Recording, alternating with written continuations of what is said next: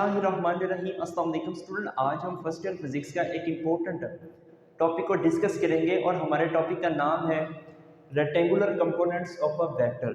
Student, ये topic long question, short question और MCQs के लिहाज से वेरी वेरी इंपॉर्टेंट है। तो टॉपिक को स्टार्ट करने से पहले हमें कुछ बेसिक डेफिनेशंस का पता होना चाहिए। सबसे पहली डेफिनेशन है रेजोल्यूशन ऑफ वेक्टर। तो रेजोल्यूशन ऑफ वेक्टर एक ऐसा प्रोसेस होता है जिसमें एक वेक्टर्स को दो या दो से ज़्यादा वेक्टर्स में हम स्प्लिट करते हैं। तो ऐसे प्रोसेस को हम रेजोल्यूशन ऑफ वेक्टर्स का नाम देंगे। स्टूडेंट, अब हम इसको एक प्रैक्टिकल एग्जांपल से समझते हैं। मान लो स्टूडेंट, मेरे पास ये एक वेक्टर है। अब मैं इस वेक्टर को स्प्लिट करता हूं इसके पार्ट्स में। हर एक जो पार्ट्स होगा वो हमारा वेक्टर ही बनेगा और स्टूडेंट जो पार्ट्स होंगे वो हमारे कंपोनेंट्स कहलाएंगे। तो पहली डेफिनेशन मैंने यही लिख रखी है, the process of splitting a vector into two और more vectors is known as resolution of vectors. मतलब ये है कि रेजोल्यूशन ऑफ वेक्टर एक ऐसा प्रोसेस है जिसमें एक वेक्टर को हम दो या दो से ज़्यादा वेक्टर्स में स्प्लिट अप करते हैं। तो वो प्रोसेस हमारा रेजोल्यूशन ऑफ वेक्टर कहलाएगा। अब स्टूडेंट, नेक्स्ट डेफिनेशन है कंपोनेंट्स ऑफ वेक्टर्स। तो कंपोनेंट्स ऑफ वेक्टर्स एक ऐसा प्रोसेस होता है जब मैं वेक्टर्स को स्प्लिट करता हूं, जो हमारे पार्ट्स आएंगे तो वही पार्ट्स हमारे कंपोनेंट्स कहलाएंगे। तो मैंने यही लिख रखा है, a vector may be split up into two or more parts, then these parts is known as components of a vector। मतलब ये है, जब मैं एक वेक्टर को उसके पार्ट्स में स्प्लिट अप करता हूं तो वो पार्ट्स हमारे कंपोनेंट्स ऑफ अ वेक्टर कहलाएंगे।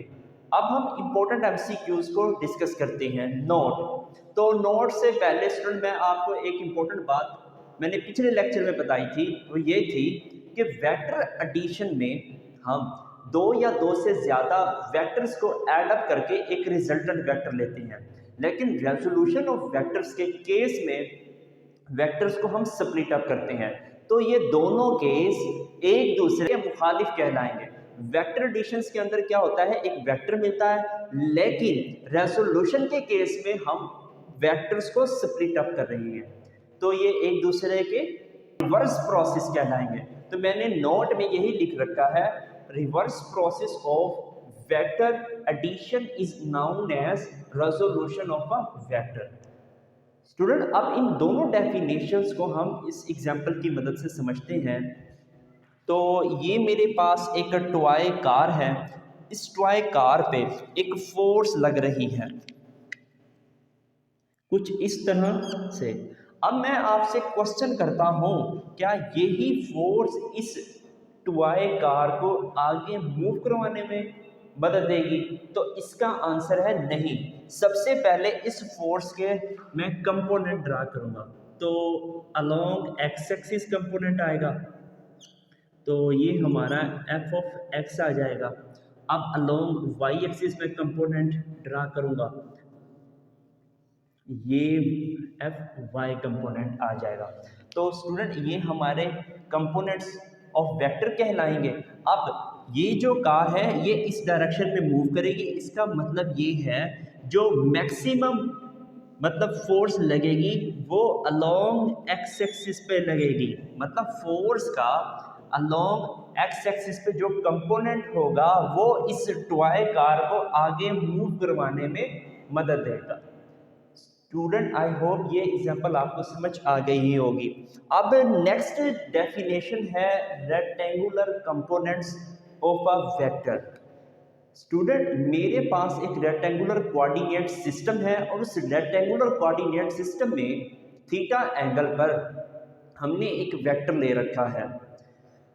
अब मैं उस वेक्टर को स्प्लिट अप करता हूं उसके कंपोनेंट्स में, और वो कंपोनेंट्स स्टूडेंट 90 के एंगल पर होने चाहिए या एक दूसरे के परपेंडिकुलर होने चाहिए। तो उन्हें हम रेक्टेंगुलर कंपोनेंट्स का नाम देंगे। तो मैंने डेफिनेशन में यही लिख रखा है, बिल्कुल इजी सी डेफिनेशन है। The components of a vector which are perpendicular to each other is known as rectangular components. मतलब ये है एक वेक्टर को बच्चों जब मैं स्प्लिट अप करता हूँ तो उसके कंपोनेंट्स आएंगे और वो कंपोनेंट्स 90 के एंगल पे होने चाहिए या एक दूसरे के परपेंडिकुलर होने चाहिए। तो उस प्रोसेस को बच्चों हम क्या नाम देंगे? Rectangular components of a vector का नाम देंगे। अगर अभी भी आपको ये डेफिनेशन समझ नहीं आई तो अब हम इसका बच्चों इस डायग्राम से समझते हैं। स्टूडेंट ये हमारे पास एक्स एक्सिस है और वाई एक्सिस है, रेक्टेंगुलर कोऑर्डिनेट सिस्टम हो गया। रेक्टेंगुलर कोऑर्डिनेट सिस्टम वही होता है ना जिसमें दो एक्सिस होती हैं, तो ये दो एक्सिस आ गई स्टूडेंट। और हमारे पास ओ पी एक वेक्टर है और theta angle along X axis पे बन रहा है। अब स्टूडेंट मैं इस वेक्टर का कंपोनेंट्स ड्रा करूंगा, तो सबसे पहले मुझे क्या करना पड़ेगा? इस एक्सिस पर स्टूडेंट मैं एक सीधी लाइन या परपेंडिकुलर लाइन खींचूंगा इसके हेड से, मतलब वेक्टर के हेड से एक मैं परपेंडिकुलर लाइन ड्रा करूंगा। ठीक हो गया। अब स्टूडेंट अलोंग एक्स एक्सिस जो कंपोनेंट बनेगा हमारा, ये वाला जो कंपोनेंट बनेगा, ये कंपोनेंट बनेगा ए एक्स। इस वेक्टर का, इस वेक्टर को मैं नाम देता हूं ए वेक्टर का। इस ए वेक्टर का जो कंपोनेंट होगा ए एक्स बनेगा, लेकिन जब मैं इसकी डायरेक्शन शो करूंगा, मतलब वेक्टर को मैं वेक्टर ट्रीट करूंगा, तो ये हमारा आ जाएगा ए एक्स आई कैप आ जाएगा।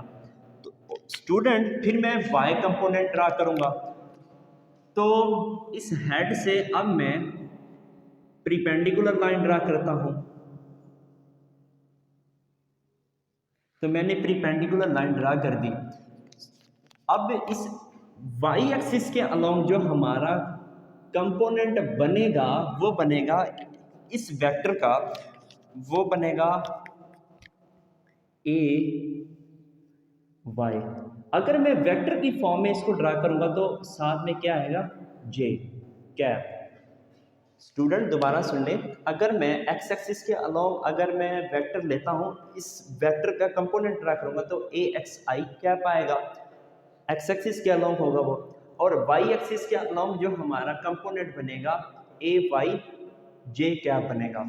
स्टूडेंट अगर ये ए एक्स आई कैप है तो ये वाला जो कंपोनेंट होगा इस वेक्टर का, ये भी हमारा ए एक्स आई कैप बनेगा। और इसकी आप डायरेक्शन देंगे ये वाले, अगर इसकी डायरेक्शन ये है तो इसकी डायरेक्शन भी बच्चे ये देंगे आप। इसी तरह स्टूडेंट अगर ये वाला जो कंपोनेंट है हमारा ए वाई जे कैप है, तो ये वाला जो कंपोनेंट होगा ये भी हमारा क्या बनेगा? ए वाई जे कैप बनेगा। स्टूडेंट आई होप ये बातें समझ आ गई होंगी। तो मैंने यही लिख रखा है, consider a vector A making an angle theta along X axis. हमारे पास एक वेक्टर है ओ पी और एंगल किसके अलोंग बना रहा है? Angle theta along X axis O M. अब बच्चों इसको मैं नाम देता हूं, ये ओ हो गया और ये आ गया एम, और ये हमारे पास आ गया है एन। तो OM is the projection of a vector A on x axis. मतलब ये है इस वेक्टर का जो प्रोजेक्शन होगा वो OM होगा। और आगे बस ये लिख रहा है and ON is the projection of a vector A on Y axis. मतलब ये है कि ON इस वेक्टर का प्रोजेक्शन होगा अलोंग वाई एक्सिस। प्रोजेक्शन का मतलब होता है साया, लफ्जी मतलब होता है साया। ठीक है, इस वेक्टर का साया अलोंग एक्स एक्सिस क्या बनेगा? ए एक्स आई क्या। और इस वेक्टर का वाई एक्सिस के अलोंग जो साया बनेगा वो बनेगा student A Y J cap. मतलब ये है। अब स्टूडेंट हम by using the head to tail rule, अब हम हेड टू टेल रूल की मदद से इसका वेक्टर ए का हम कंपोनेंट्स ड्रा करेंगे। अब आप गौर से देखें, ये हमारे पास स्टूडेंट वेक्टर है, फिर ये वाला वेक्टर है, ये दोनों वेक्टर जो है head to tail rule join है, ये वाला वेक्टर हो गया, फिर ये वाला वेक्टर हो गया। तो ये दोनों head to tail rule join है, और हमारा जो रिजल्टेंट वेक्टर है टेल से टेल और हेड से हेड, तो ये हमारा रिजल्टेंट वेक्टर नहीं हो गया।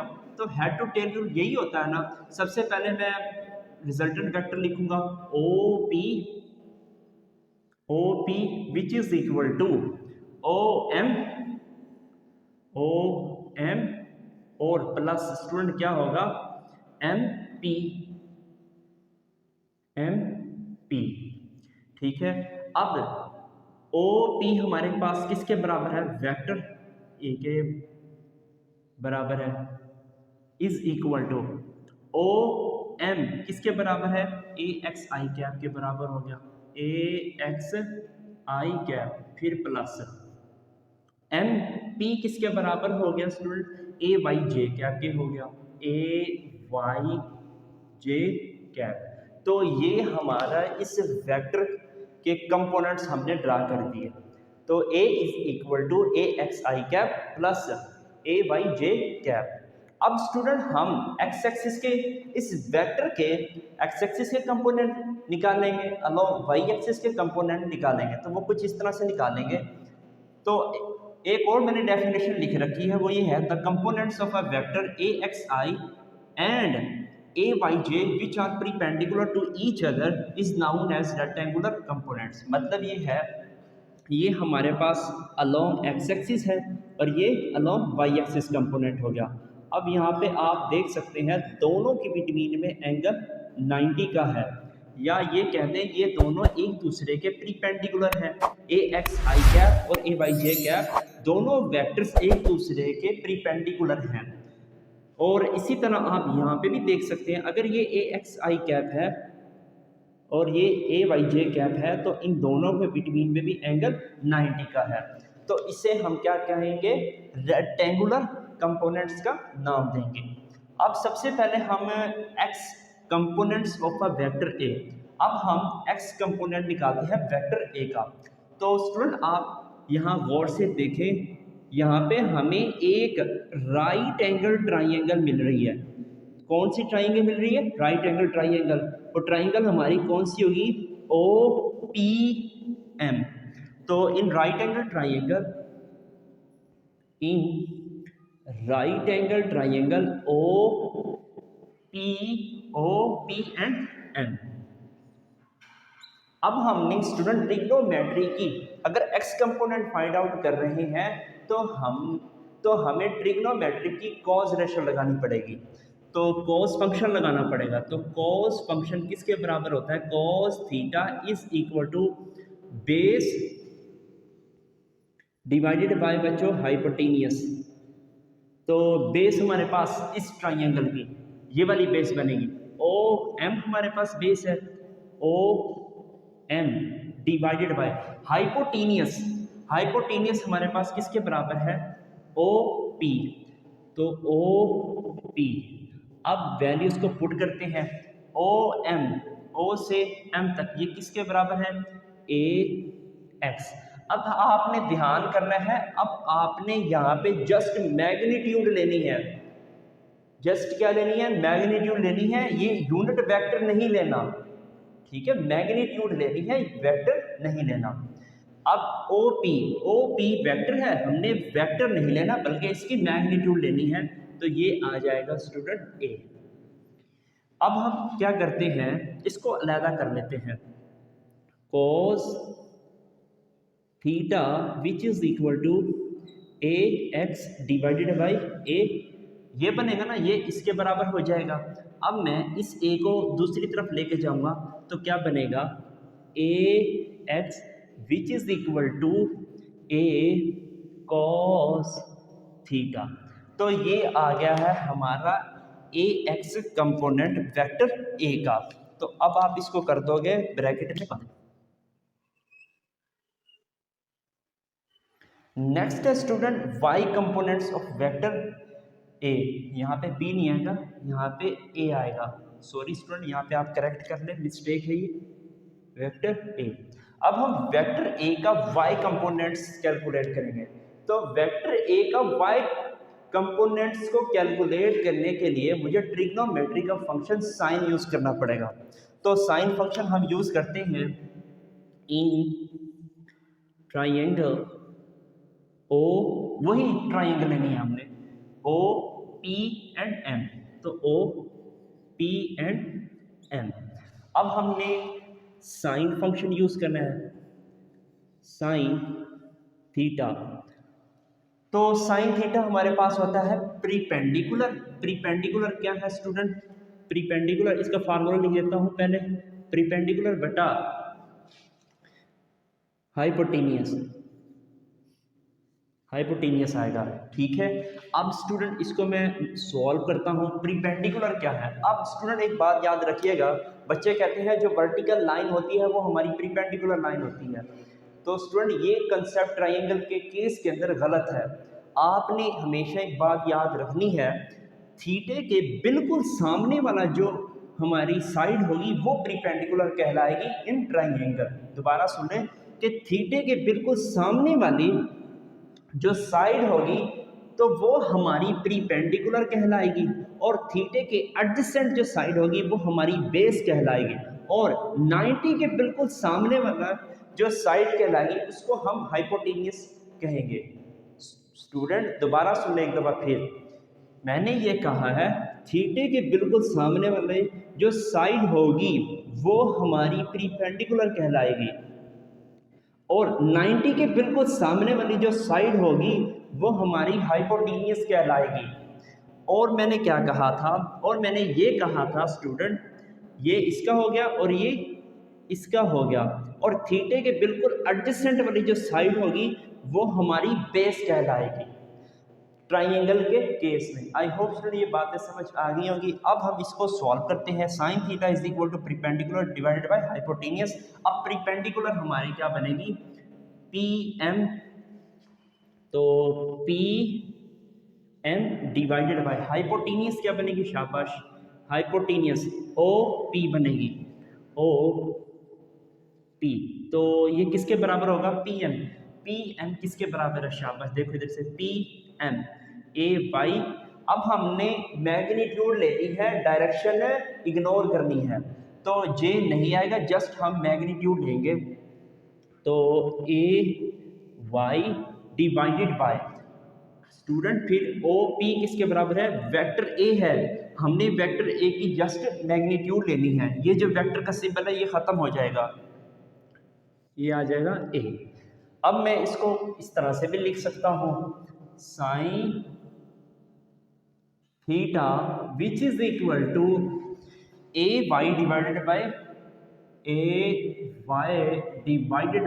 ए। अब स्टूडेंट ये जो ए है दूसरी तरफ चला जाएगा तो हमारे पास ए वाई की वैल्यू आ जाएगी, तो ए Y which is equal to A sine of theta. तो ये आ गया है y components of a vector A का। तो वेक्टर ए का y कंपोनेंट्स आ गया। A components along X axis का, अलोंग एक्स एक्सिस कंपोनेंट्स हमारे पास ये आया था, A x is equal to A cos of theta, और y एक्सिस के अलोंग जो कंपोनेंट्स है वो हमारे पास क्या है? ए Y is equal to A sine of theta. अब नेक्स्ट चलते हैं magnitude of vector A. Magnitude calculate करेंगे वेक्टर ए की।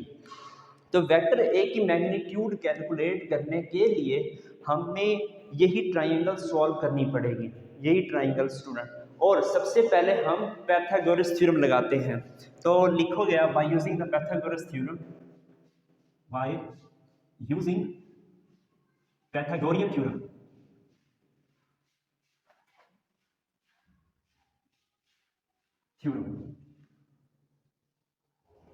Pythagorean theorem. तो स्पेलिंग मिस्टेक होगी, आपने खुद ने करेक्ट करना है। तो सबसे पहले बच्चों इसका जो फार्मूला है वो लिखना है हमने, तो वो होता है हाइपोटेनियस का स्क्वायर,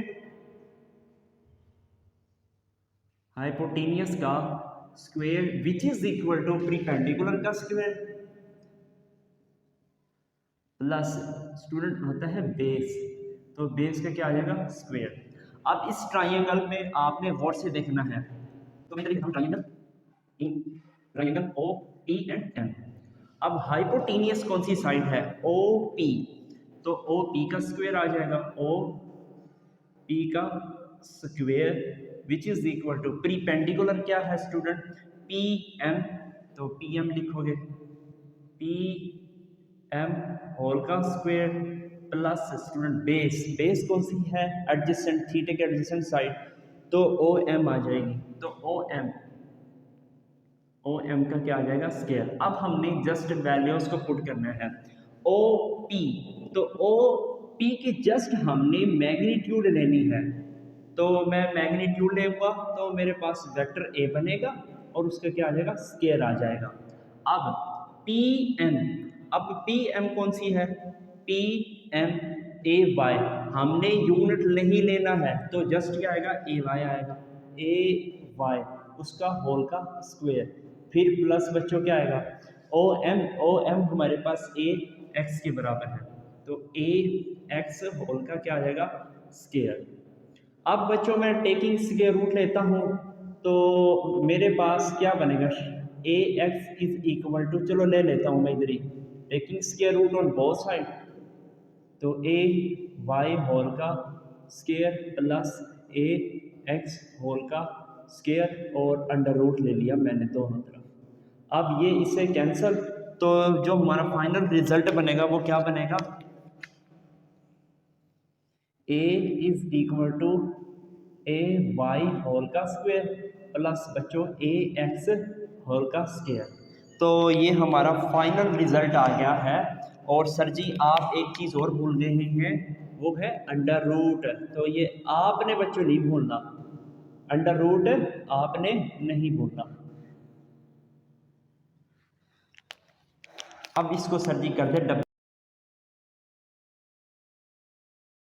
अब बच्चे यहाँ क्वेश्चन करते हैं, सर जी ये जो स्क्वायर है ये ए के ऊपर है, ये वाई के ऊपर है। स्टूडेंट ये वाई सबस्क्रिप्ट है और ये एक्स भी सबस्क्रिप्ट है, तो इसका मतलब ये है ए वाई दोनों के ऊपर होगा स्क्वायर।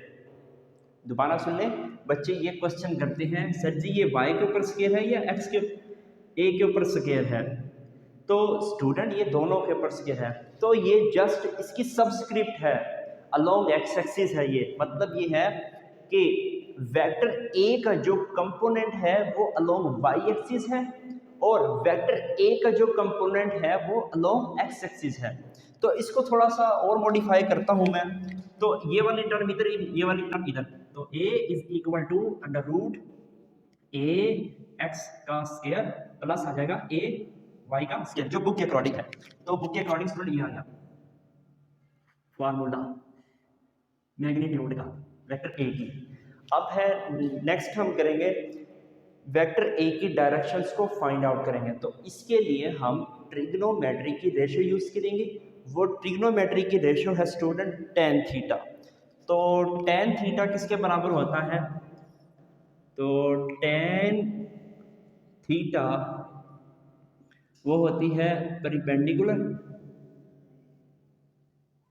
और बेस। अब स्टूडेंट परपेंडिकुलर क्या है, इस ट्राइंगल के अंदर अभी पढ़कर आए हैं सर जी पी एम होगी, P M divided by base हमारे पास ओ एम है, तो ओ एम हमारे पास आ गई बेस। अब हमने जस्ट वैल्यूज पुट करनी है, डायरेक्शन को इग्नोर करना है, वैल्यूज पी एम की क्या आएगी ए वाई, तो ए Y divided by student base कौन सी होगी, शाबाश ओ एम, तो ओ एम हमारी बेस है और बेस ए एक्स आ जाएगी, तो इधर आ जाएगी ए एक्स। अब टेन थीटा की वैल्यू क्या बनेगी, tan theta which is equal to A Y divided by A X.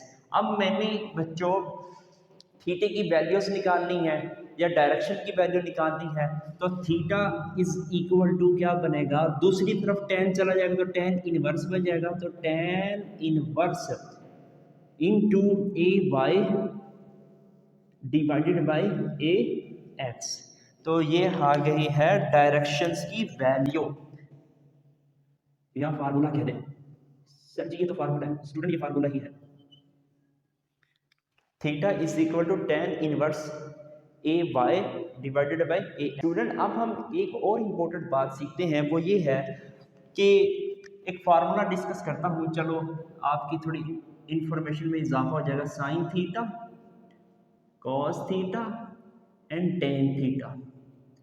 तो मैंने बच्चों याद कर रखा है आओ, इसको बच्चों काओ पढ़, और इसको आप पढ़ेंगे आओ काओ अख। ठीक है, आओ से क्या होता है अमूद, अमूद बटा वितर। तो अमूद क्या होती है बच्चों परपेंडिकुलर और हाइपोटेनियस। ठीक हो गया। अब काओ, काफ है ना, काफ का मतलब होता है कायदा, कायदा का मतलब होता है बच्चों बेस। तो ये फार्मूले हैं, इसको आपने याद रखना है। और वाव से मतलब बच्चों हाइपोटेनियस जो हमने इधर यूज की है। और आइन से क्या होता है अमूद, अमूद को बच्चों कहते हैं परपेंडिकुलर। और काफ से मुराद है बेस या कायदा, तो कायदे को हम बेस लिखते हैं। स्टूडेंट ये बातें भी समझ आ गई होंगी। अब नेक्स्ट है इंपॉर्टेंट नोट। तो इंपॉर्टेंट नोट ये है the process by which a vector can be obtained from the rectangular components is known as composition of a vector. मतलब ये है कि रेक्टेंगुलर कंपोनेंट्स की मदद से हम एक वेक्टर को ऑब्टेन करते हैं। तो इस प्रोसेस को हम नाम देंगे स्टूडेंट कंपोजिशन ऑफ वेक्टर का। दोबारा सुन ले, लेट्स सपोज स्टूडेंट मेरे पास अलोंग एक्स एक्सिस पे जो कंपोनेंट है ए एक्स आई कैप है, और अलोंग वाई एक्सिस पे स्टूडेंट जो कंपोनेंट है वो ए वाई जे कैप है। अब इन दोनों कंपोनेंट्स की वजह से मेरे पास एक वेक्टर आ रहा है। तो इस प्रोसेस को हम कंपोजिशन ऑफ वेक्टर का नाम देंगे। तो आप ये अंडरलाइन कर ले, ये एमसीक्यूज इंपॉर्टेंट है।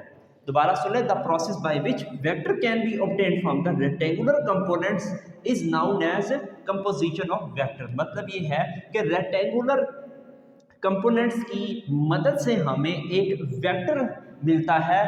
तो इस प्रोसेस को हम बच्चों क्या नाम देंगे, कंपोजिशन ऑफ वेक्टर का नाम देंगे। अब एक और इंपॉर्टेंट एमसीक्यूज वो ये है स्टूडेंट, रेजोल्यूशन ऑफ वेक्टर्स को हम दो पार्ट्स में डिवाइड करते हैं, एक रेक्टेंगुलर पार्ट्स में और दूसरा है स्टूडेंट जनरली पार्ट में। अब रेक्टेंगुलर अगर in the form of plane हो, rectangular in the form of plane हो, तो वहां हमें दो कंपोनेंट्स मिलेंगे वेक्टर के। अगर student rectangular in the form of space हो, तो वहां पे हमें थ्री कंपोनेंट्स मिलेंगे। दोबारा सुन ले, rectangular in the form of plane होगा तो दो कंपोनेंट्स मिलेंगे। अगर rectangular in the form of space होगा तो वहां पे हमें थ्री कंपोनेंट्स मिलेंगे। तो आप यहाँ पे भी देख सकते हैं rectangular in the form of plane है ये, तो हमें जस्ट क्या मिले हैं, दो कंपोनेंट्स मिले हैं। अगर स्टूडेंट स्पेस में होता तो फिर तीन कंपोनेंट्स मिलेंगे।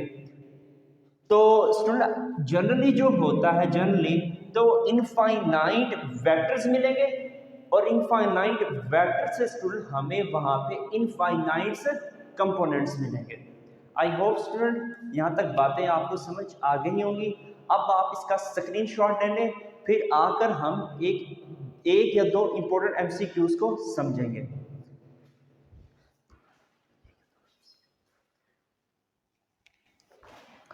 डियर स्टूडेंट, अब हम एमसीक्यूज को डिस्कस करते हैं। जब मैं खुद स्टूडेंट था तो उस वक्त ये एमसीक्यूज आए थे, तो उस वक्त मैंने तुक्का लगाया था, लेकिन तुक्का सही नहीं लगा। लेकिन आपने तुक्का नहीं लगाना, तो आज स्टूडेंट्स हम तुक्का नहीं लगाएंगे। If a vector A making an angle 90 degree with x axis, कहने का मतलब ये है कि हमारे पास एक वेक्टर है ए और 90 डिग्री एंगल बना रहा है along X axis, then its Y components. तो उस वेक्टर ए का वाई कंपोनेंट्स क्या होगा, तो इसको हम एक डायग्राम की मदद से अच्छे से समझते हैं। ये हमारे पास एक रेक्टेंगुलर कोऑर्डिनेट सिस्टम है, एक्स एक्सिस हो गया और ये वाई एक्सिस हो गया। अब हमने एक वेक्टर लेना है, ए वेक्टर। अब वो वेक्टर स्टूडेंट एक्स एक्सिस के अलोंग 90 का एंगल बनाना चाहिए। अब स्टूडेंट 90 का एंगल तो उस वक्त बनेगा जब हमारा वेक्टर स्टूडेंट वाई एक्सिस के अलोंग होगा। तो ये वाला जो वेक्टर है हमारा वाई एक्सिस के अलोंग है और 90 डिग्री एंगल बना रहा है। तो ये है स्टेटमेंट। अब स्टूडेंट हमने क्या करना है, वाई कंपोनेंट्स निकालना है। तो स्टूडेंट वाई कंपोनेंट्स निकालने के लिए हमारे पास क्या फार्मूला होता है, तो वो फार्मूला होता है y is equal to A, Y is equal to A sine of theta. अब थीटा की वैल्यू कितनी है, शाबाश 90 डिग्री। जस्ट हमने वैल्यूज को पुट करना है, ए Y is equal to A sine 90 degree. तो साइन 90 किसके बराबर होता है, वो होता है 1 के इक्वल। तो ए वाई इज इक्वल टू ए के बराबर आ जाएगा। तो वेक्टर ए का y कंपोनेंट्स किसके बराबर हो गया है, वेक्टर a का y कंपोनेंट्स किसके बराबर होगा, a के बराबर हो गया। आई होप स्टूडेंट ये एमसीक्यू समझ आ गए होगी। अब नेक्स्ट चलते हैं।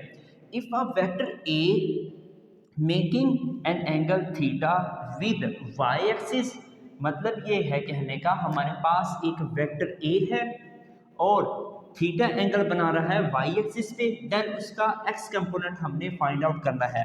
तो इसके लिए भी मुझे डायग्राम बनानी पड़ेगी। सबसे पहले रेक्टेंगुलर कोऑर्डिनेट सिस्टम आ गया, ये हमारा ये आ गया है रेक्टेंगुलर कोऑर्डिनेट सिस्टम। ये एक्स एक्सिस बच्चों, ये वाई एक्सिस हो गया हमारा। अब स्टूडेंट हमारे पास वेक्टर है, वो वेक्टर है ये हमारा आ गया है बच्चों वेक्टर ए। अब अलोंग वाई एक्सिस वो एंगल थीटा बना रहा है, तो हमने उसका एक्स कंपोनेंट फाइंड आउट करना है। तो स्टूडेंट सबसे पहले इस वेक्टर ए के हम कंपोनेंट्स ड्रा करेंगे। तो पहला कंपोनेंट स्टूडेंट्स, इस हेड से मैं परपेंडिकुलर लाइन खींचूंगा, ठीक हो गया, एक कंपोनेंट ये बन गया। अब थीटे के बिल्कुल सामने वाला हमारा क्या होता है, शाबाश परपेंडिकुलर होता है, ट्राइंगल बनेगी हमारे पास ये वाली पूरी। अब ये वाला जो कंपोनेंट बनेगा इस वेक्टर ए का, ये वाला कंपोनेंट ये किसके हॉरिजॉन्टल है, ये स्टूडेंट एक्स एक्सिस के हॉरिजॉन्टल है। तो ये वाला जो कंपोनेंट होगा वो हमारा ए एक्स बनेगा, ठीक है। और स्टूडेंट ये वाला जो कंपोनेंट है, ये वाला जो कंपोनेंट है इस वेक्टर ए का, वो बनेगा ए वाई कंपोनेंट। अब हमने क्या कैलकुलेट करना है, हमने एक्स कंपोनेंट कैलकुलेट करना है। तो इसके लिए हमें स्टूडेंट रेशो यूज करनी पड़ेगी साइन थीटा की, ट्रिग्नोमेट्री की। तो साइन थीटा, तो साइन थीटा किसके बराबर है, शाबाश हमारे पास परपेंडिकुलर आवर हाइपोटेनियस। तो परपेंडिकुलर क्या है, यहाँ पे गौर से देखें, थीटे के बिल्कुल सामने वाला क्या होता है, परपेंडिकुलर होता है। तो ये आ गया है बच्चों ए एक्स, ठीक है। अब स्टूडेंट यहाँ पे 90 का एंगल बन रहा है ना, और 90 के बिल्कुल सामने वाला जो साइड बनेगी वो हमारी क्या बनेगी बच्चों, हाइपोटेनियस बनेगी। तो ये आ गई हाइपोटेनियस। अब हमने एक्स कंपोनेंट फाइंड आउट करना है, तो ये वाला कंपोनेंट दूसरी तरफ चला जाएगा। तो a x is equal to A sine of theta. तो इसका स्टूडेंट बेस्ट आंसर जो होगा वो a x is equal to A sine theta होगा। स्टूडेंट आई होप आज आपको लेक्चर समझ आ गया होगा। डियर स्टूडेंट, अगर आप मेरे चैनल पर नए आए हैं तो लाजमी सब्सक्राइब करें। मिलते हैं एक और नए लेक्चर में, तब तक के लिए टिल देन अल्लाह हाफिज़।